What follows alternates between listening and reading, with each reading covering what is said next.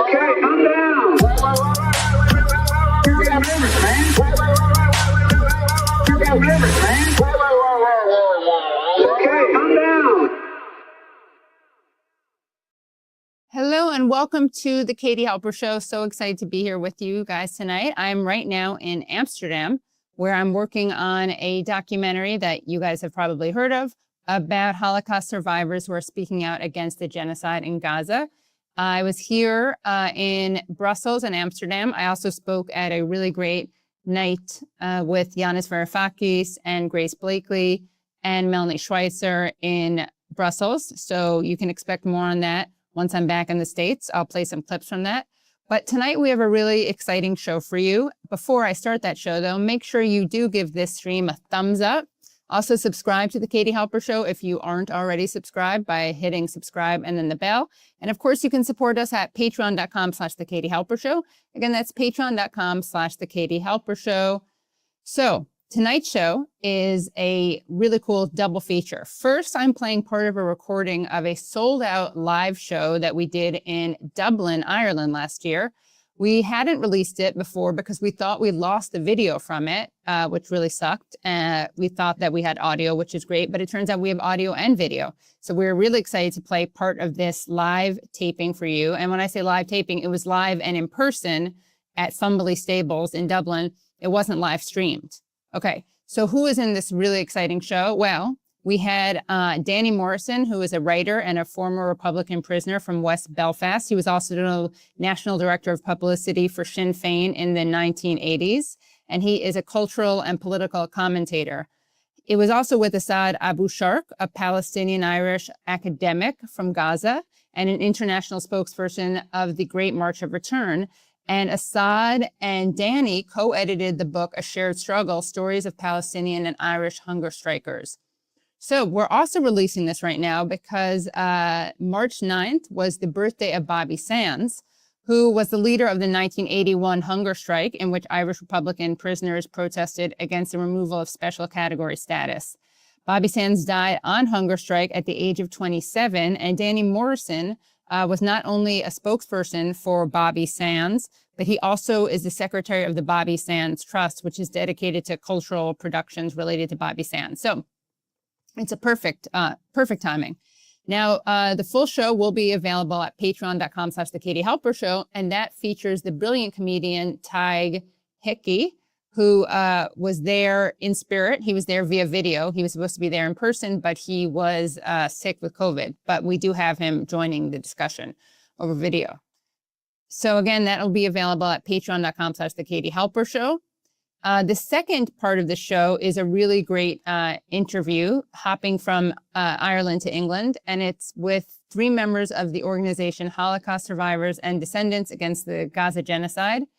And that'll be played right after the Ireland section. So enjoy this Ireland session.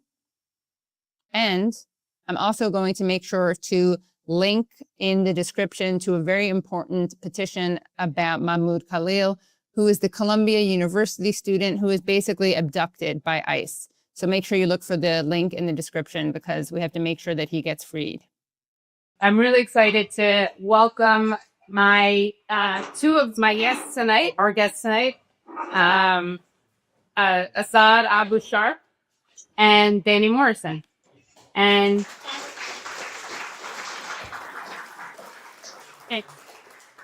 Asad is an academic. He's also the international spokesperson for the March of Return.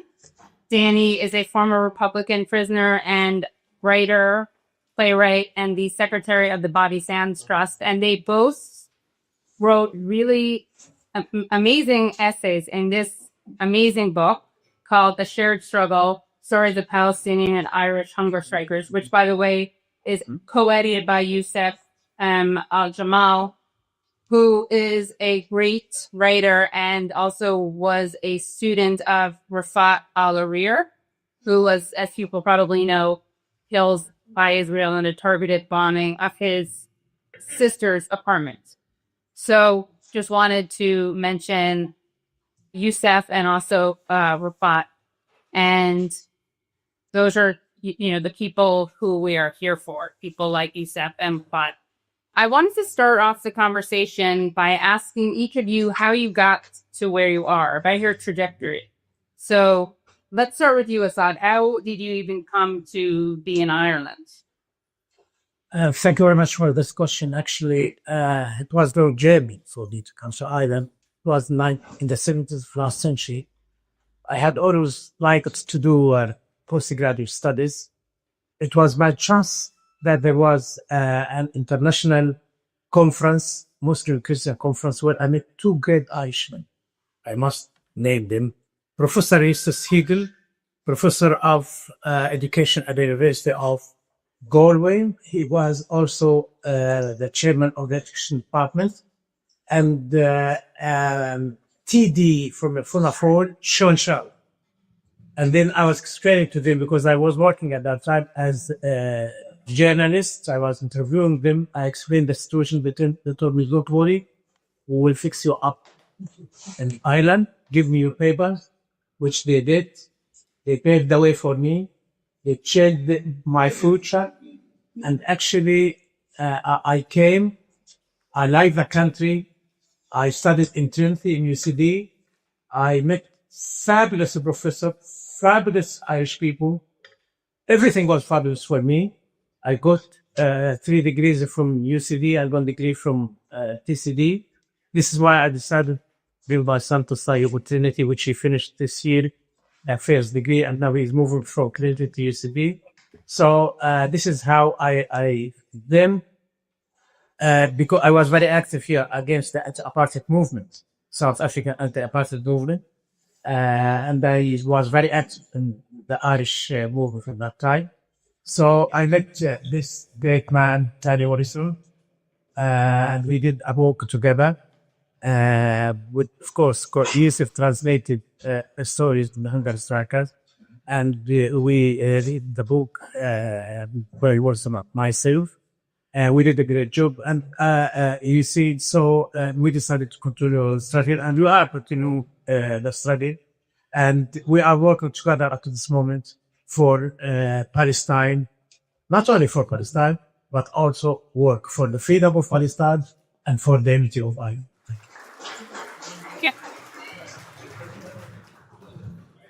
Danny, can you tell us about your trajectory and then also how you first became interested in Palestine? Well, I was born in West Belfast from the Danny Morrison. We were originally Scottish Presbyterians. Somebody jumped ship along the way. He's Austin, and we ended up in Vegans.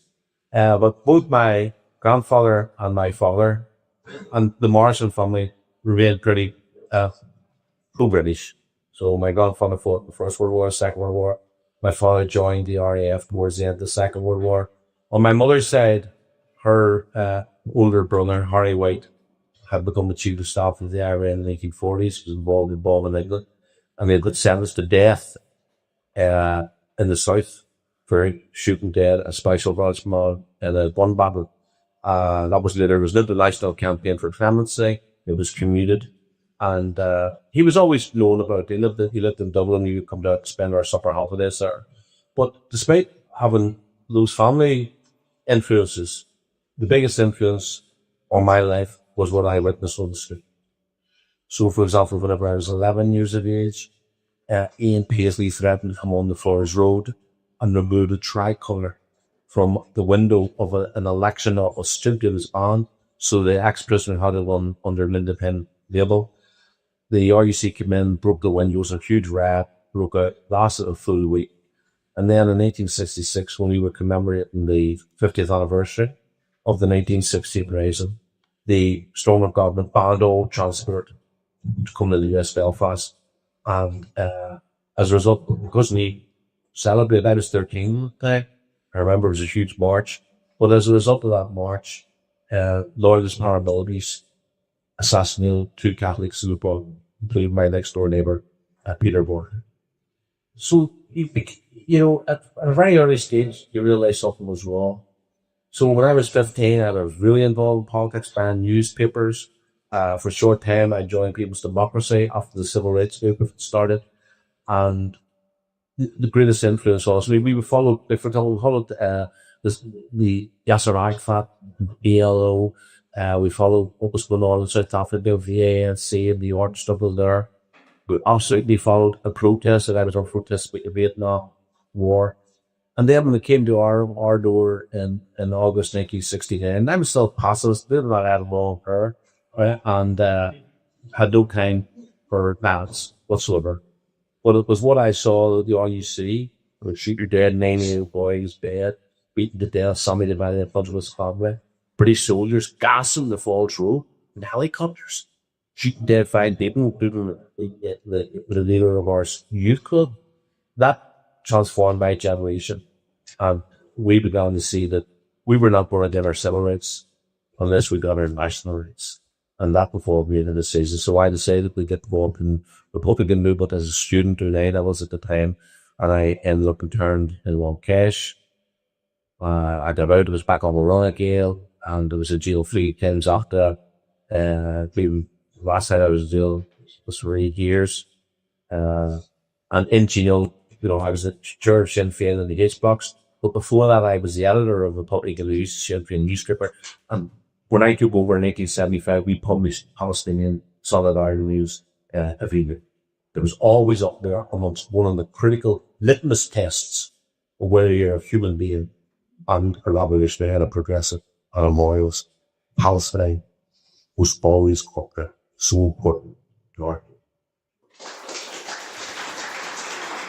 I wanted to know if you guys could share a little bit about actually the historical links, not just between Palestinians and Irish freedom fighters and hunger strikers, but also British imperialists, because you were mentioning some of the people who were involved, obviously before Israeli Zionists were involved, the British were involved. So can you talk about that history? Of course we can talk about this, because you see, it was 1917, 2nd of November, 1972. Balfour, at that time was the British Foreign Minister, gave his infamous declaration in which he promised to give Palestine to the Jews. And then the Palestinian people have no rights at that time, because according to the document, his government's view will favor the establishment in Palestine of a national home for the Jewish people. And then when it comes to the Palestinian people, that the Palestinian people are regarded as communities with civil rights, religious rights. The Jews are having a national home, and they are having political rights. They have all sorts of rights, and the Palestinians are non-entity. This is where it started, Balfour Declaration, 1917.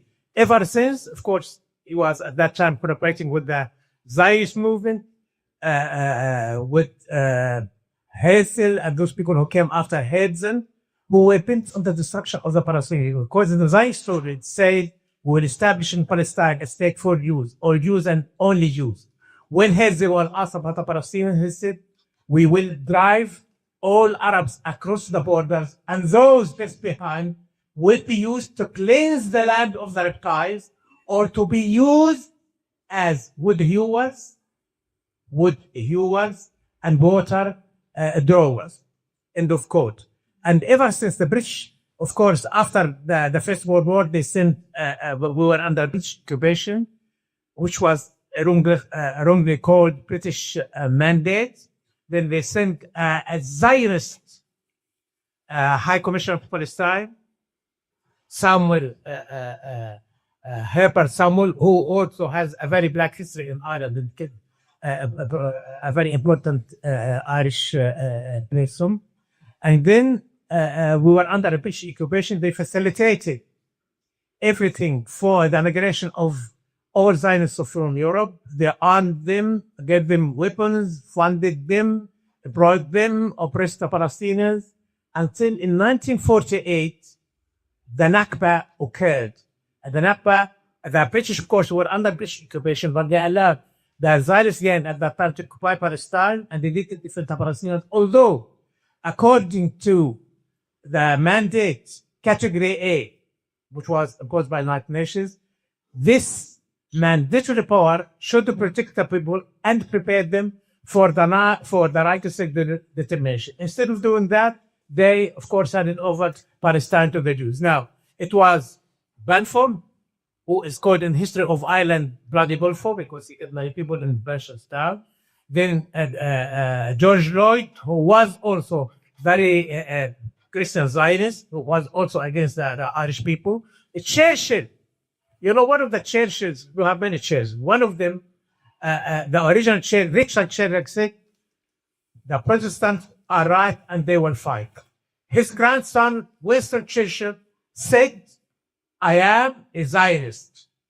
And then you have the black and tans, you know, Maxwell, who butchered the leaders of the 1916, and General Louis, those two generals, and General Montgomery, and most of those people who were in Ireland, butchered the Irish people, oppressed the Irish people, killed the Irish people, expropriated the Irish people. They did the same to the Palestinians. They were sent to Palestine. And they also sent not only this, but black and tans, that brutal police, the British police from different countries, of course, they were, of course, who were brutalizing the Irish people. They were sent also by the British government to brutalize the Palestinian people.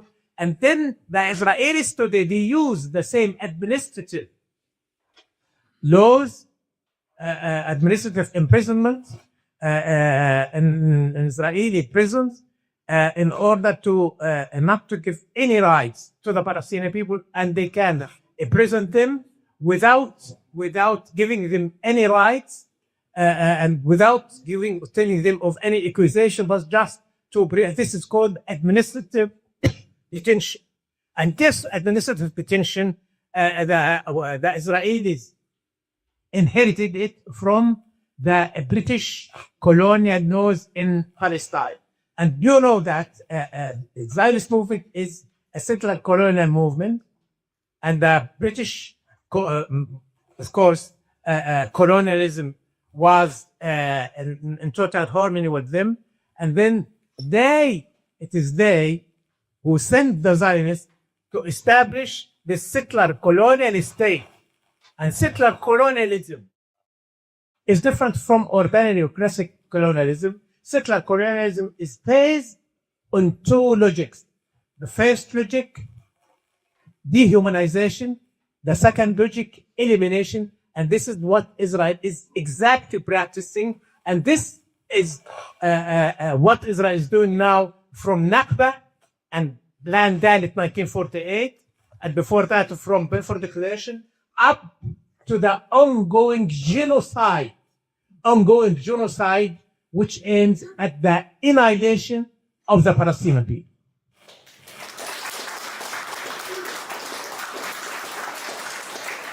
I mean, that is idolatry is accepted as being a late 19th century idea. Ulster was the most rebellious province in Ireland, and the English couldn't settle it. So that's why they decided to colonize the land.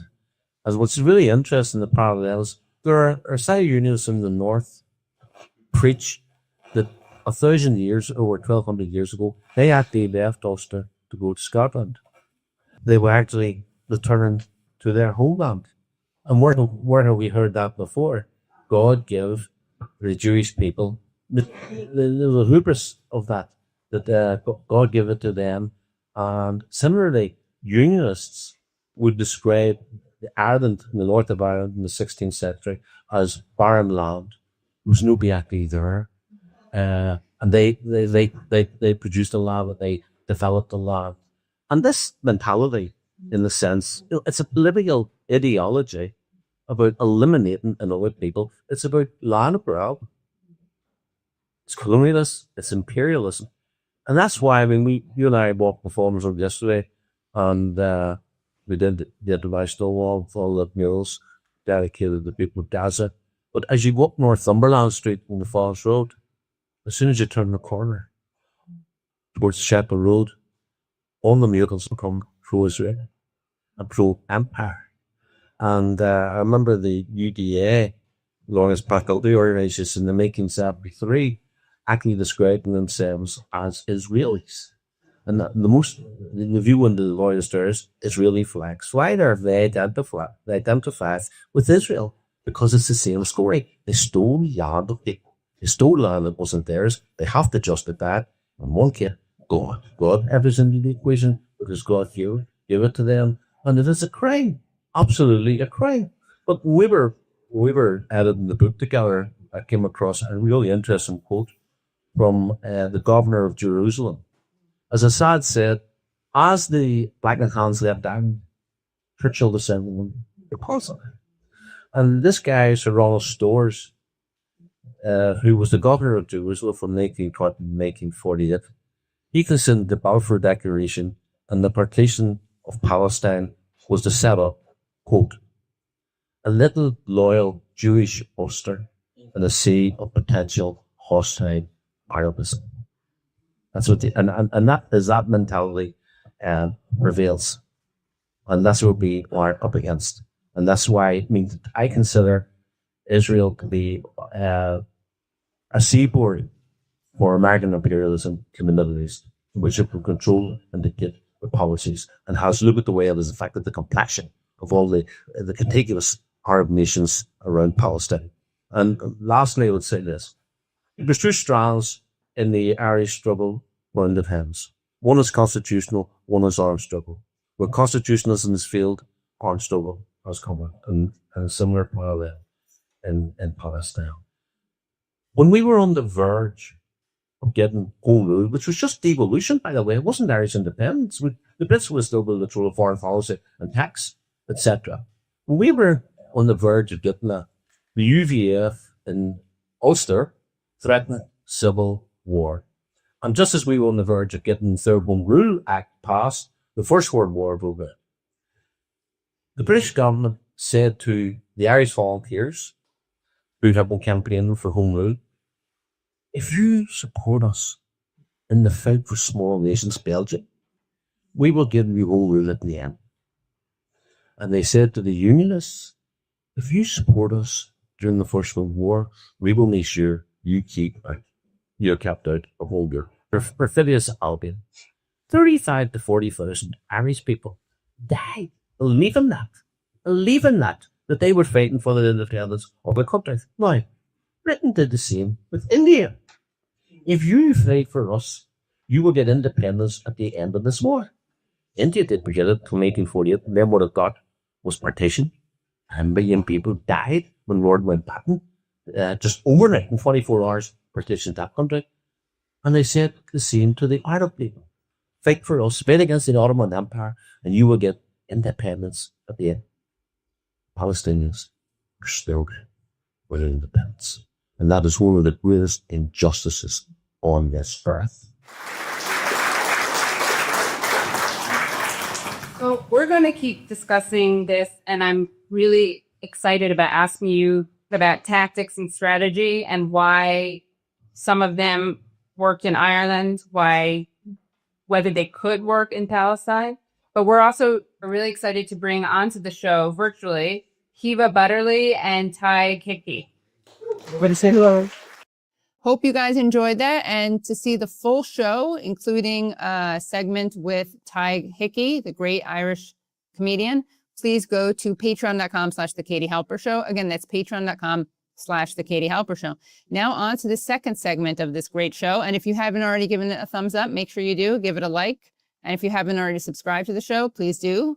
Hit subscribe and then the bell. So this second part is an interview with 3 members of the organization Holocaust Survivors and Descendants Against the Genocide.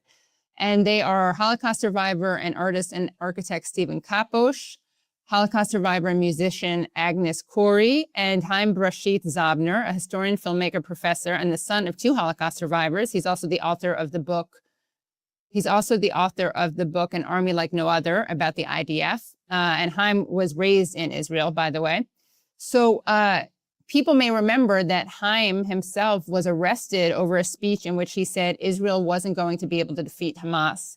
And in more recent news, the British police questioned Stephen Kapos because the crackdown in England, in Germany is increasing every minute now, and of course in the United States as well, which is why I urge people to sign this petition that I'm linking to in the description for Mahmoud Khalil, who is the Columbia University student who was abducted basically by ICE. Okay, so now for Stephen, Agnes, and Haim. Welcome, and thank you so much for joining Haim Bresheeth Zabner, Stephen Kapos, and making her debut on the Katie Halper Show, though I've interviewed her in person, Agnes Kory. Thank you for joining. Thank you. Welcome. All right. Hi, you are all members of the wonderful organization Holocaust Survivors and Descendants Against Genocide.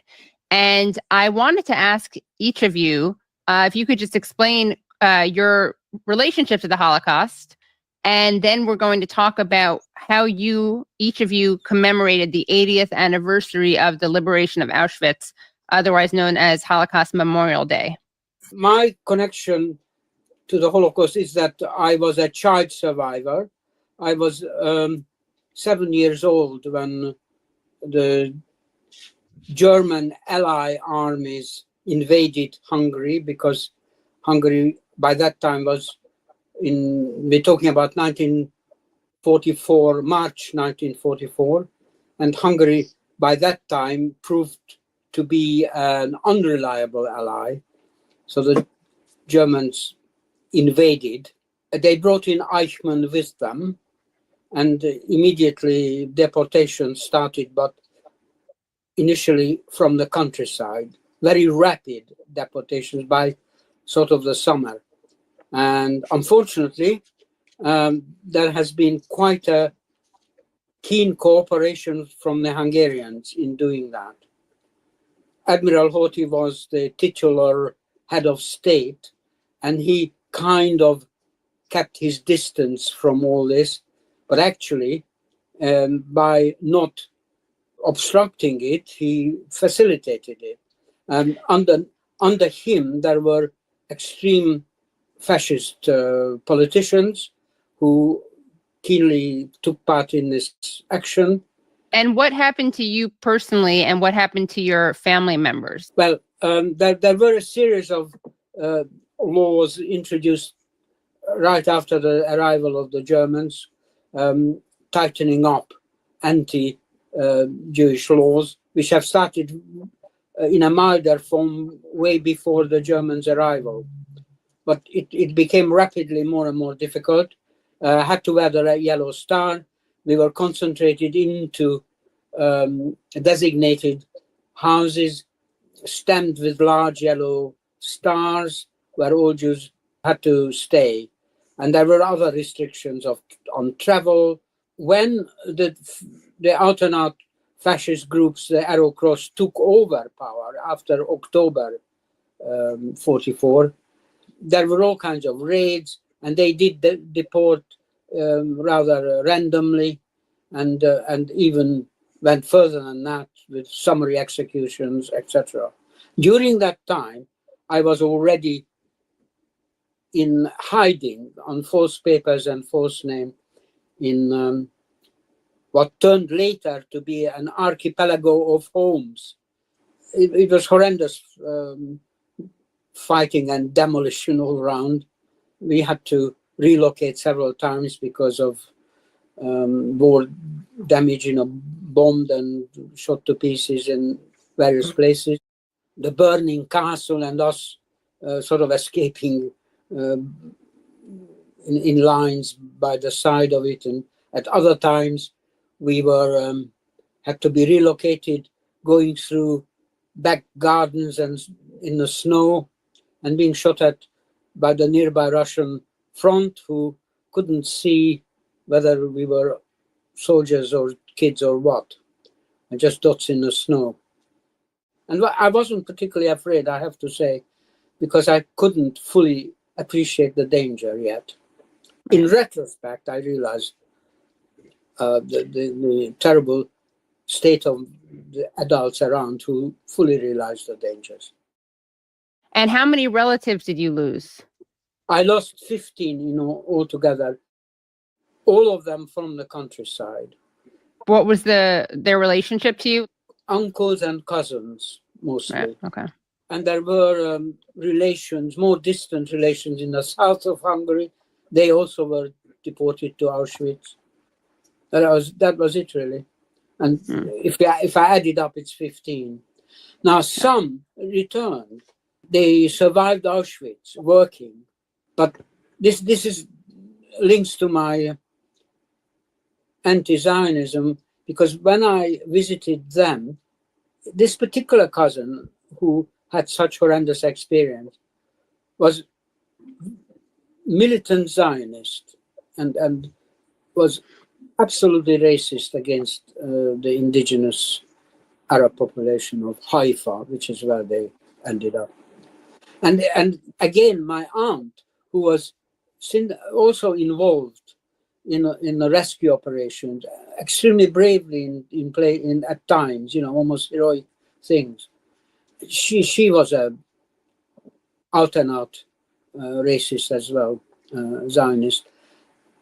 Despite the fact that she converted to Christianity, which she kept quiet in Haifa. On one occasion, when we were watching television together, and there was news, and there was a Palestinian demonstration going on. This is the 60s, early 70s, late 60s. And gunships appeared, helicopter gunships appeared over the crowd and shooting into it. Whether it was live ammunition or rubber bullets, it's pretty bad either way. And I was absolutely shocked. And she said to me, "What's the problem? They are all Arabs." Right. And what about you, Agnes? Can you tell us what happened to you and your family? I am like Stephen from Hungary, and I'm from Budapest, and I am also officially a Holocaust child survivor, but I'm about 7 years younger than Stephen. So my role during the worst possible times was trying to be born. That was my job. My mother was in hiding with false papers, and I think she was supposed to be, according to that, a Protestant. So my mother was working as a cleaner with these papers, and she was doing that in a hospital because she was pregnant and she wanted to make sure that I can be born. And I was born in December 1944 under pretty horrendous circumstances. Interestingly or tragically, she had an extremely hard time during this period of hiding, not because she was Jewish, because most of the people around her where she worked didn't know that she was Jewish, but she was very badly treated because she was just a low-class nobody. So hatred is not just reserved for Jews, which you all know. Hatred is also reserved for all kind of people. And because of that, apparently, my life was permanently in danger. My mother wrote a very moving memoir, and she added a front page saying that this is for your 13th birthday, so that you remember and fight that such times never get repeated. And I took that seriously. I became a voluntary Holocaust researcher, not non-stop, because like I'm doing other things as well. Like my mother, I'm a music teacher. Basically, I'm doing whatever my mother told me, fight and music. My father was in Mauthausen, in the Mauthausen concentration camp, but he did return in August 1945, and he was strong and bitter, and he joined the Communist Party because of what happened. I did have an aunt in Auschwitz, and she actually survived. She came back and told me a few stories, not bedtime stories, needless to say. So that is my connection to the Holocaust. Haim? My family comes from Poland, from an area that changed hands between the Austro-Hungarian Empire, Poland, Ukraine, and Russia. So this was a place that kept changing hands. It's a small town, modern town, where Jews were the majority, 80% of the population, very unusually because this was a steel production town. And the Jews were the workers in the Communist Party and in the Bund. The Zionists were basically not on the ground, and the few Zionists of the family left to Palestine in 1930-31.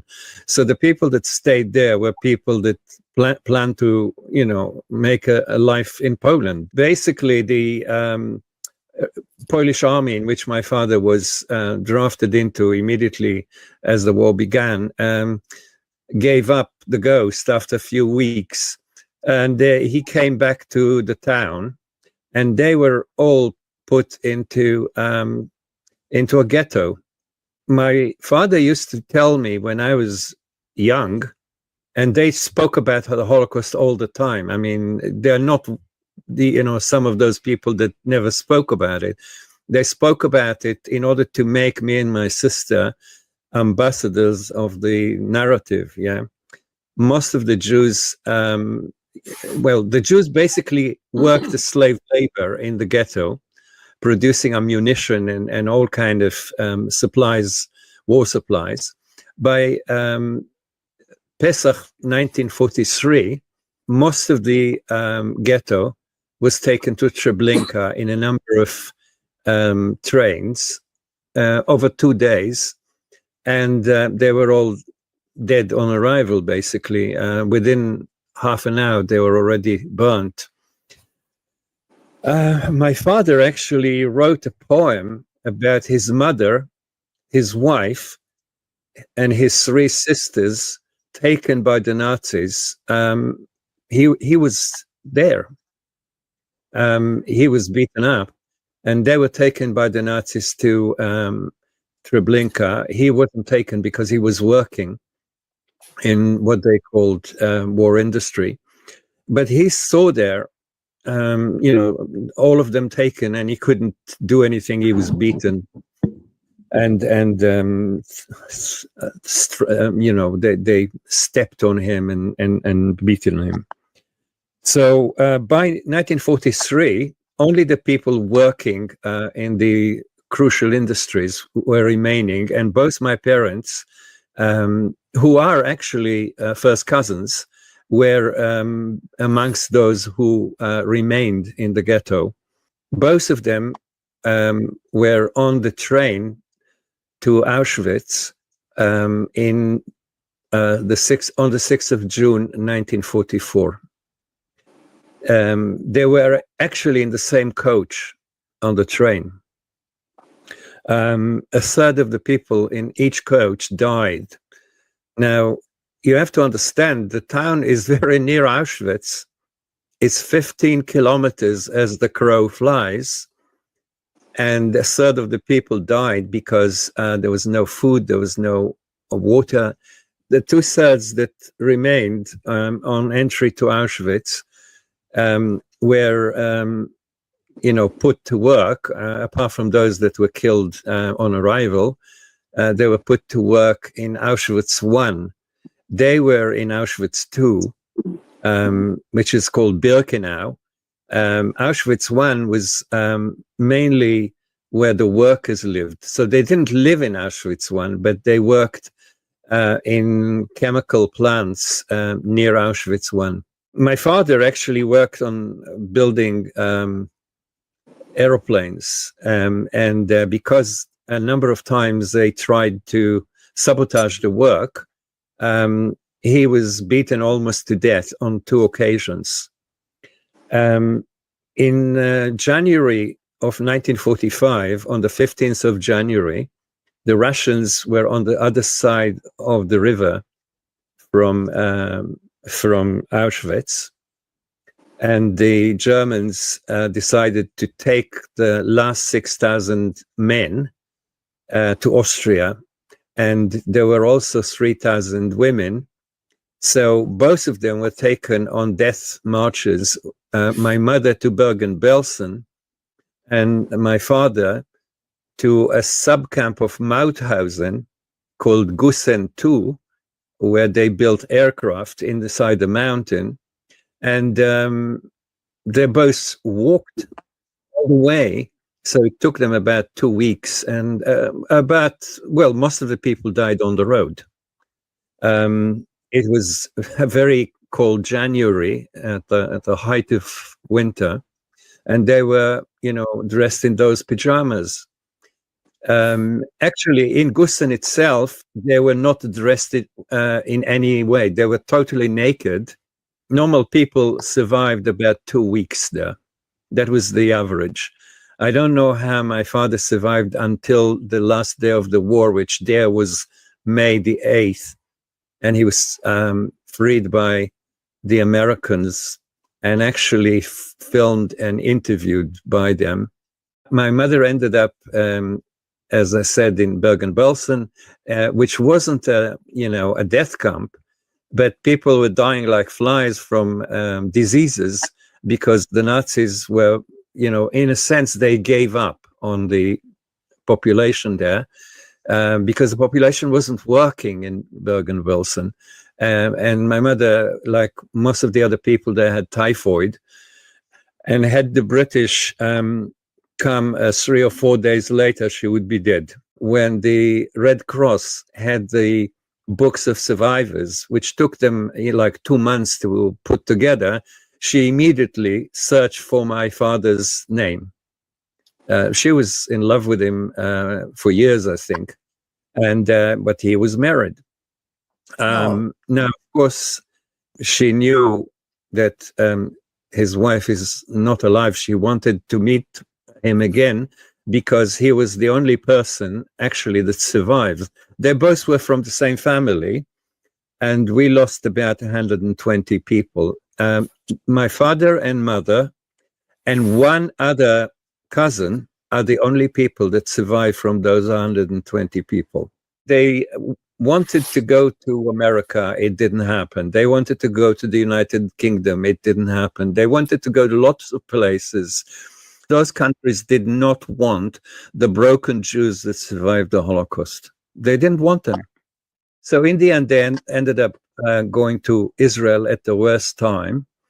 I was born in 46 in the summer, and in the summer of 48. So I wasn't even 2 years old. We went to Israel on the boat. All the men were trained militarily with rifles and the rest of it. They had drills on the boat. My father refused to take part in the drills and was duly arrested on arrival to Haifa because he refused to be drafted. I think he might have been, if not the first, maybe one of the first people who refused to be drafted on arrival in Palestine. Israel was 2 weeks old.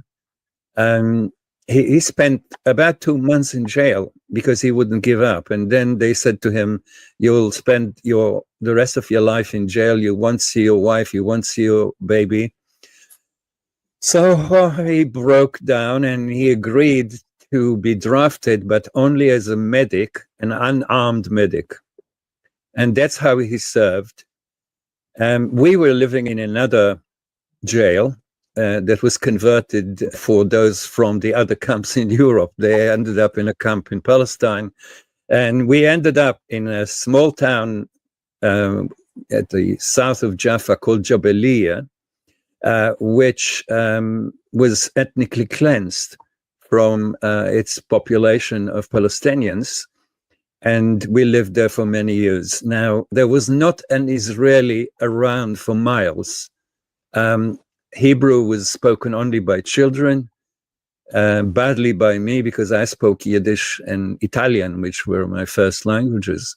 But it wasn't really part of Israel. We lived with Arab families that survived the Nakba, and our family survived the Holocaust. So everyone was a survivor. Wow. What kind of sabotage was your father engaged in? My father did sabotage with a number of, I mean, he was a Bundist. The family was not a Zionist. They were Bundists. Bund is an organization, yeah, in German or Yiddish. And the Socialist Bund was the largest Jewish party in Russia and in Poland. And they were anti-Zionist, very strongly anti-Zionist. And by a freak of history, they started in the same month in 1897. Those two movements, Zionism and Bundism, started by chance at the same time. And both of them wanted to resolve anti-Semitism. The Bundists resolved anti-Semitism by fighting with other socialists for a socialist country where they were. The Zionists didn't care about anti-Semitism very much, and went to Palestine, of course. So that was the difference.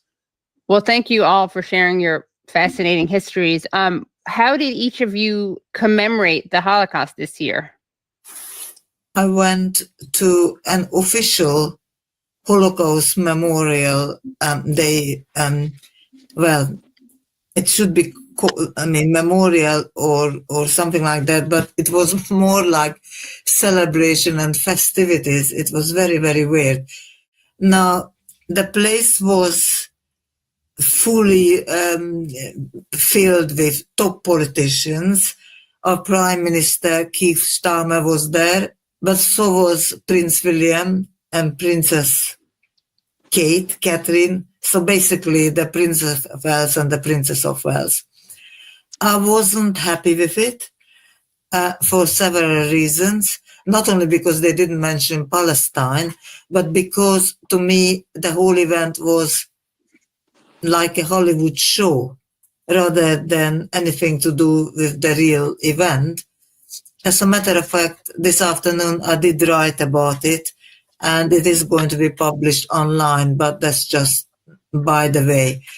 Now, I don't think I'm going to be invited for any of these gatherings anymore, because at the pre-event reception, politicians and high-standing Jews were kind of mingling and went and sat next to survivors.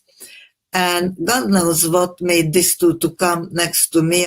Well, how are you? Are you feeling okay? And I'm so sorry you went through the Holocaust. And then I changed the conversation. And I did say to the president of the board of deputies, now listen. And then I gave a few ideas of mine. He was very, very surprised and he was very embarrassed. I did go on quite a bit. From there, I went to the Polish embassy and I made a short speech against the Prime Minister of Israel, and I suggested that Poland should arrest him if he turned up in Auschwitz. And luckily or fortunately, as we all know, he didn't go to Auschwitz, but I did give a few ideas why he should be arrested. Thank you. Stephen and Haim, do you want to share? I was also invited as a Holocaust survivor, like Agnes, to the official thing. I knew that it was going to be provocative and unpleasant, basically, for me. But anyway, they sent tickets. So that was the first event.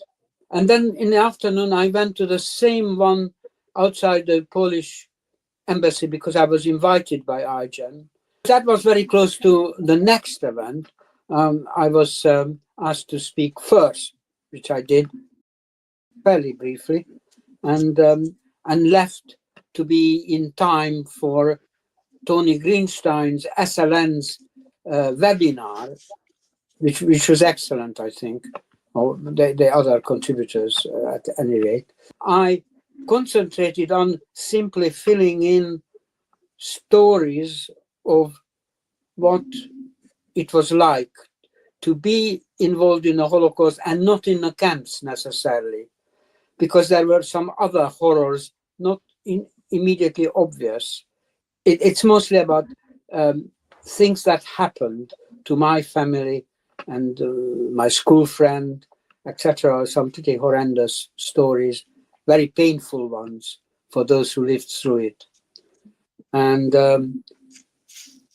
I try to make a little bit of parallel with those pains and experiences and similar ones in Gaza.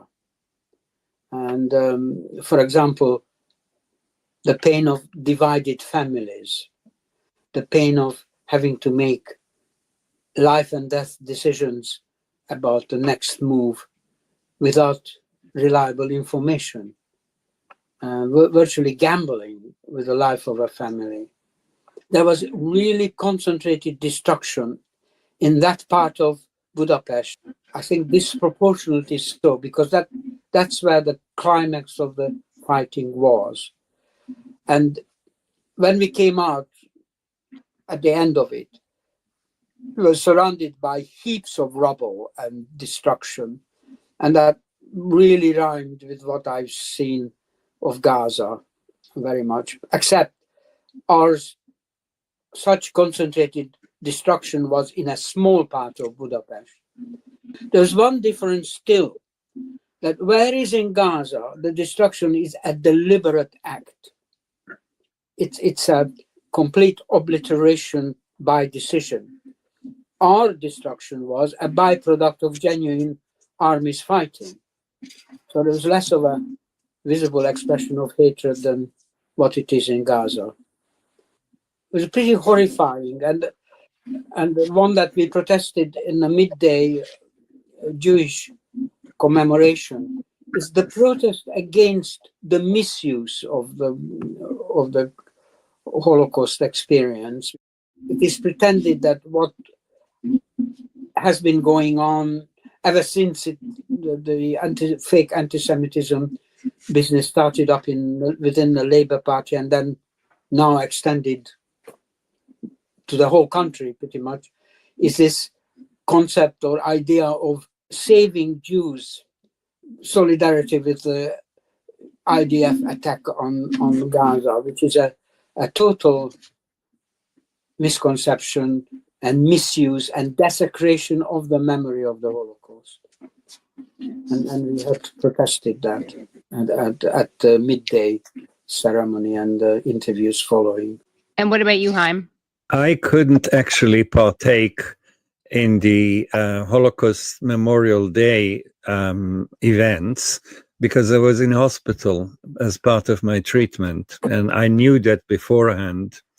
I probably wouldn't have gone to any of the official ones because I detest so much the use, like my friends here, detest the abuse of the memory of so many millions by politicians and others making use of it.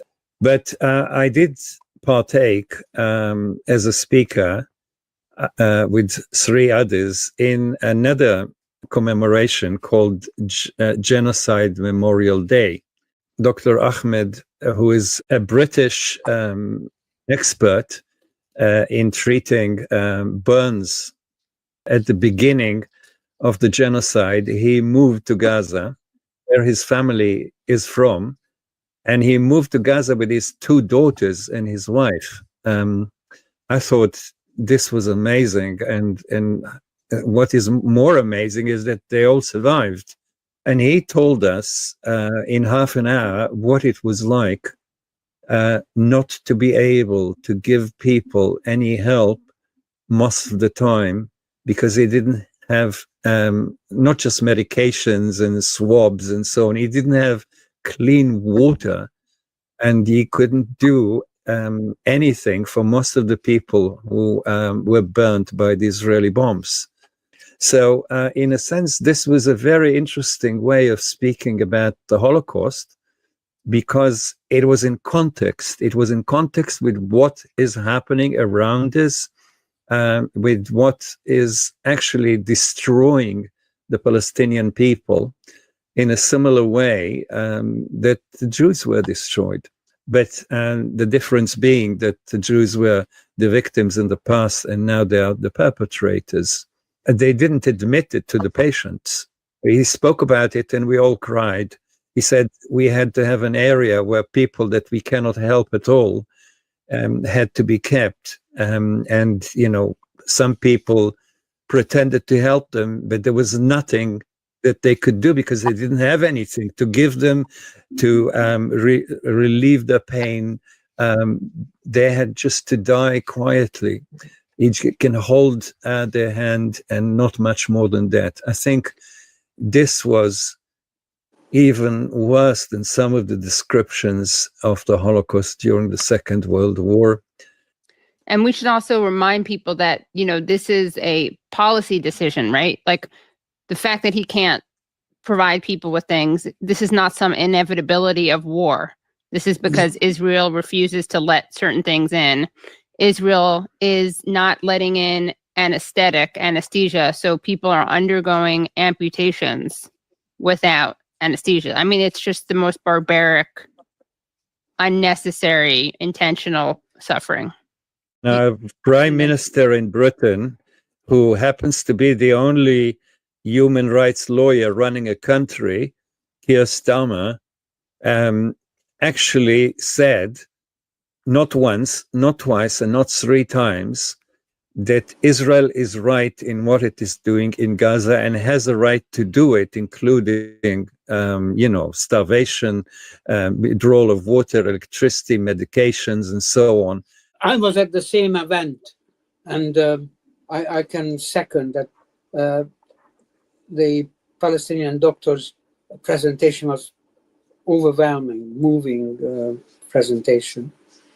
And it's very true that despite the temporary ceasefire, because of those deprivations and lack of infrastructure for over 2 million people, the genocide is ongoing, despite of lack of fighting, because it will take many months to turn the ship round, even if it is allowed with the supplies and rebuilding. But there is no sign that it is being allowed. So further casualties by large numbers continuing as the ceasefire supposedly is holding or semi-holding. I think I should mention something that the doctor has said, which really shocked us because we didn't know about it, and I think people elsewhere don't know about it. The United States and Britain each have contributed a field hospital, a modern field hospital, each to be built in Gaza, and they were built in Gaza. The hospital, each of them, cost few tens of millions of pounds. And in the American one, there were 60 doctors, and in the British one, something like 40 doctors and nurses. They never treated a single patient. From the beginning to the end, the British and the Americans donated the prefab hospital. Yeah, they built a hospital from prefabricated, expensive parts. There were no medications there. There were no beds there. There was no way of treating anyone. This was just a building, very expensive building. But they harmed Palestinians enormously because they actually advertised and got about 100 doctors to work in those two hospitals. No, they didn't do anything because there was nothing for them to do, but they were taken out of the count of, disappearing doctors in Gaza because so many of them died. So doctors believed they will be treating people, and they went to work there and got paid for it, but they didn't do the work. So this is how the US and UK help Israel to kill more people. Now, no one can argue that they didn't know what they're doing, making sure that those doctors are not treating patients. And this went on for more than 6 months. I just would like to clarify. I didn't go to this Guildhall ceremony and also to the Radio Free concert recordings out of curiosity because I wanted to see what it was like. Right. I keep going into the lion's dens. Right. And I do that repeatedly because it's easy to make speeches to people who agree with you. That's fun. It's so nice. I want to know what the other side thinks, feels, and I want to put my arguments forward in the hope that who knows what. So that's what I'm trying to say. Also, I would like to say that I'm ever so sorry, but I really need to leave. Okay. Thank you, Agnes. Thank you so much, Agnes. Bye. Bye. Thank you so much. I actually wanted to ask you to respond to something that I think is pretty relevant right now. I'm not sure if you saw this, but someone who is on the board of trustees of the U.S. Holocaust Memorial Council wrote an op-ed. His name is Martin Olinaire.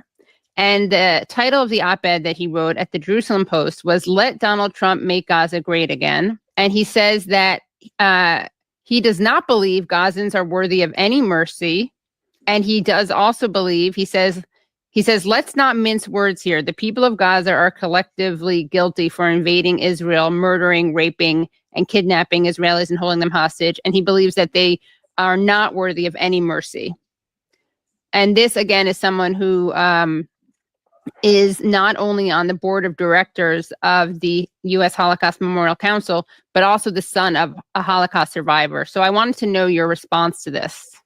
Look, there are many Jews that are reacting like this. Some people say you have to forgive them, you have to understand them. I don't forgive them. I don't understand them. I don't accept that this is at all Jewish.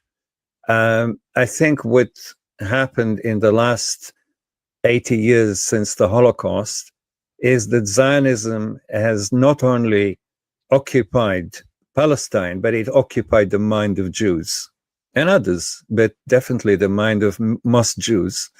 And those Jews have abandoned Judaism in favor of Zionism. Zionism is hostile to Judaism, is hostile to humanity. In 2,000 years of life in Europe, Jews have suffered a lot, but they have never been involved in genocide. They have never been involved in mass murders.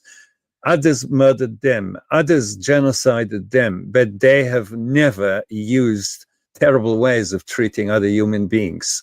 The Jewish religion and tradition and history and experience is an experience which is cosmopolitan, internationalist, humane, based on the best traditions of the prophets, and was the basis, together with Islam and Christianity, which have also claims on morality, was the basis of the UN Declaration of Human Rights.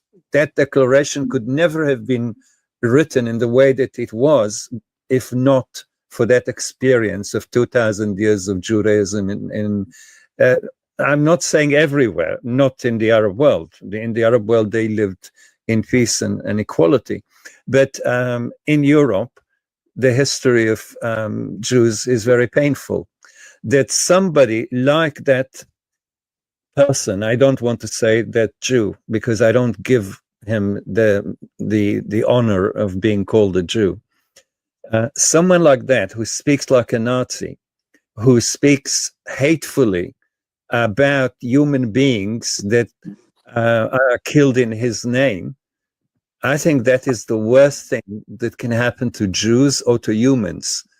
And I don't consider them part of a community of humans, and definitely not a community of proper Jews. Proper Jews are the Neturei Karta that are walking 12 miles every Saturday to central London so they can partake in the movement against the genocide, and then they walk 12 miles back. These are proper Jews. Proper Jews are Jews like us who are supporting the Palestinians because this is what our history and our historical experience and our culture and our religion are teaching us how to treat other human beings. Now, of course, in Judaism itself, there are some seeds of racism. For example, how the Goy should be treated, the non-Jew. I think this is the case in every single religion. The other is actually considered non-human. This is a weakness that Jewish monotheism is sharing with other monotheism.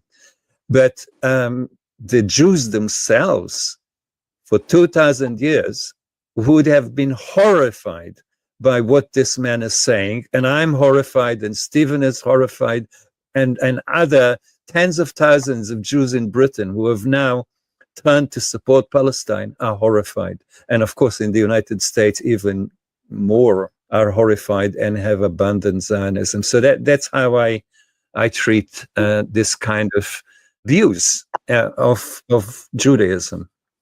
At the beginning of this person's statement, there is a sort of routine, exaggerated reference to October 7. And he trots out the sort of multiple rape, etc., accusations, which are vastly exaggerated. They haven't been able in subsequent investigations to find a single eyewitness. Right. And some of eyewitnesses have recanted and have been debunked. Exactly. Mm-hmm. And of course, other invented horrors like the 40-headed, beheaded babies, etc. Right. So there is that on the one side, in considering the excuse for all the horrors that they perpetrated. The numbers that are quoted as casualties or victims for that day are completely exaggerated because of the Hannibal directive's practical action. And I think more information came out in the last few days about that, of how many rounds they had been expending, etc. And I know that the first line fighters do not rape because it's not practical, quite simply. They are about survival and chasing down the enemy. It is the second and third wave of semi-drunkard, fairly safe troops that do the damage, which I did in Budapest as well. So that's another, just by the way, I instinctively feel the exaggeration there. There has never been an impartial, independent investigation of the true casualties of October the 7th. And if there was one, I'm pretty convinced that the numbers would come down dramatically. Yes. There is no justification for genocide. Right. Whoever does it, whenever and wherever. That's what he's justifying. Right. And I do wonder if he ever spoke out against the actually documented rape cases committed by Israeli soldiers of Palestinian detainees that Israeli media doesn't deny, Israeli politicians don't deny. They actually defend it, like the famous case of the Knesset member saying it was legitimate to insert sticks into people's rectums. All that is happening to human animals in their eyes, so that's okay. Right.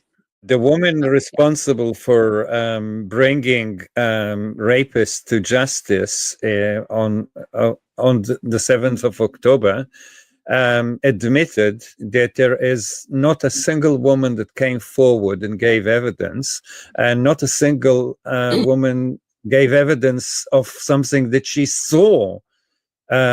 Not one that experienced and not one that saw came forward and gave evidence. So there is no evidence, and there never has been any, of either beheaded babies or rapes. And yet All leaders of the West are mouthing these lies day after day. The Holocaust Educational Trust that looks after this Holocaust Memorial Day refused to invite any of us, and our many organizations refused totally involvement of Jews who are not part of the Jewish organized society by Zionism. Now, what we have to ask ourselves is, how is it possible that after 80 years of commemorating genocide against Jews in Israel and abroad, the Israelis then, with help from people abroad, are then conducting a genocide?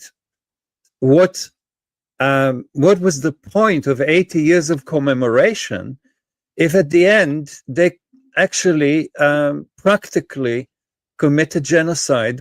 What was the point of 80 years of Holocaust commemoration if at the end this is the result?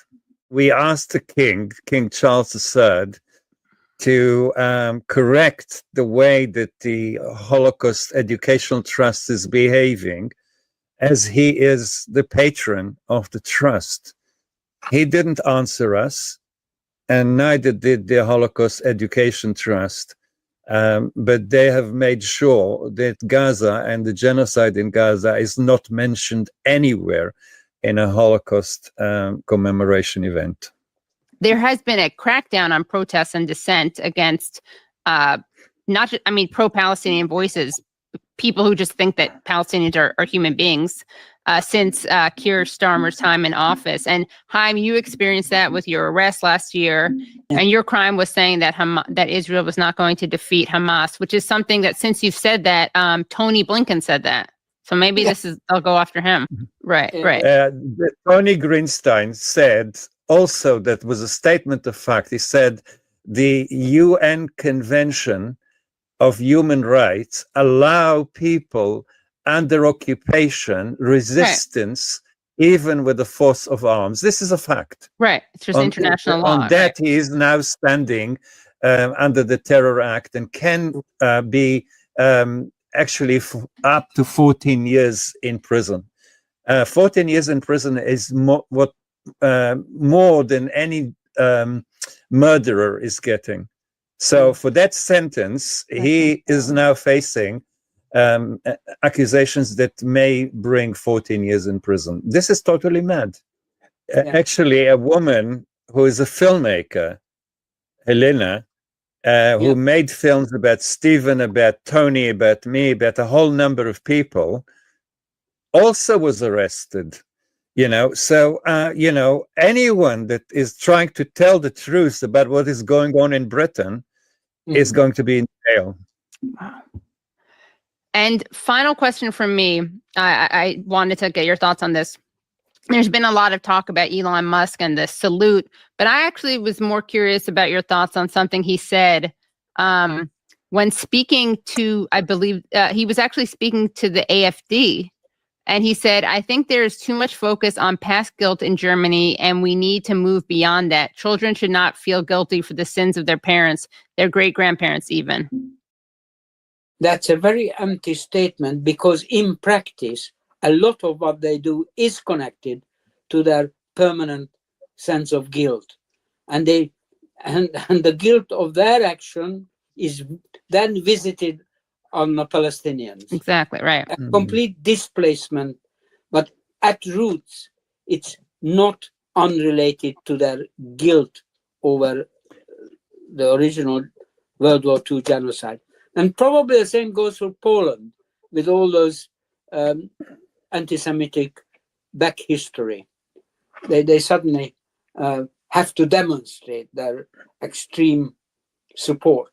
One other thing he said, it's okay to be proud to be German and not to lose that in some sort of multiculturalism that dilutes everything. And this, by the way, is someone who has been defended by the Anti-Defamation League. But well, of course it would be. Yeah. I mean, the Anti-Defamation League is itself a defaming organization. Right.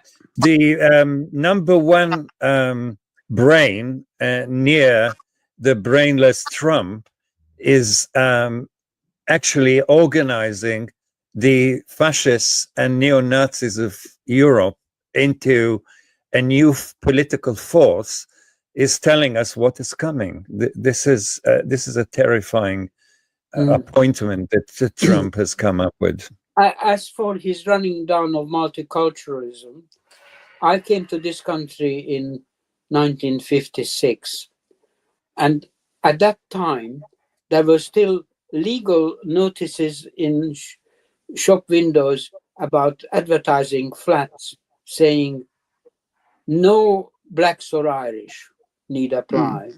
That was in 56. And if I have been governor in a couple of schools until fairly recently in my retirement, and there has been a successful integration of the young generation and their parents, obviously.